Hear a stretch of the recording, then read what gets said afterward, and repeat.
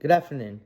On this discussion post, we were supposed to look at the Oxford Scholarship Online database and the Project Muse database and find a source from each and three total sources that fit our research project.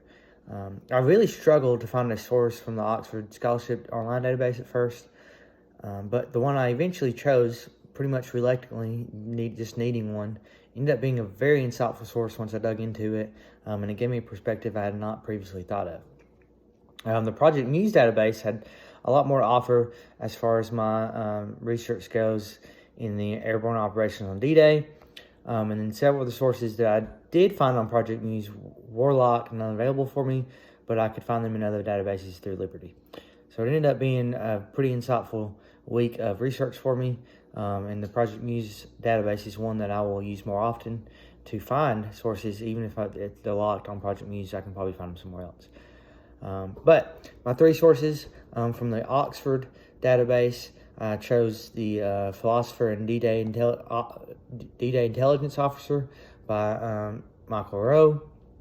That digs into a philosopher that ended up being an intelligence officer in World War II, specifically on D-Day, gathering lots of intelligence. So that gives me a new perspective of, I've heard from different leaders, generals, and even down to the major, Captain Winters in this.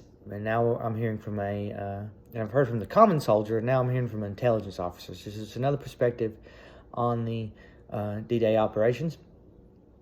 And then from the Muse database, I found The Making of a Paratrooper, Airborne Training and Combat in World War II from Gabriel.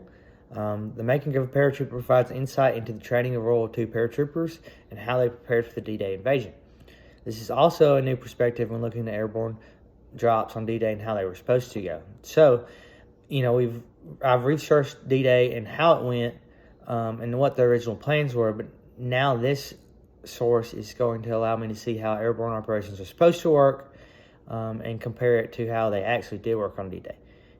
Airborne operations, you're supposed to drop your whole unit into one landing zone.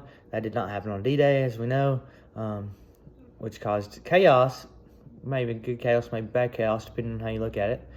But so I can compare how they were trained and how they were supposed to operate, and then how they were forced to operate in different ways, because, a plane always changes once it enters battle.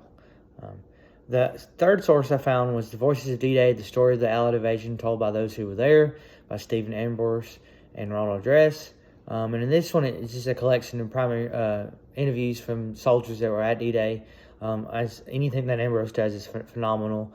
He uses interviews and genres of people that were there so well to prove his points. So this is just another great source of primary sources for me, and detailed accounts of D-Day and what the different soldiers were going through and how they felt it went. Several of them talk about how important the D-Day operations, the airborne operations on D-Day were, and that's what my research is about. So it fit perfectly. So in summary, the Oxford Scholarship Online was kind of difficult for me to use. I ended up finding one really good source from it, and there's probably more out there. And then the Muse one, I found several, and narrowed down to those two that I really think will help me make a point, and attack it from a different perspective that I haven't been to yet. Thank you for listening. I look forward to hearing your posts.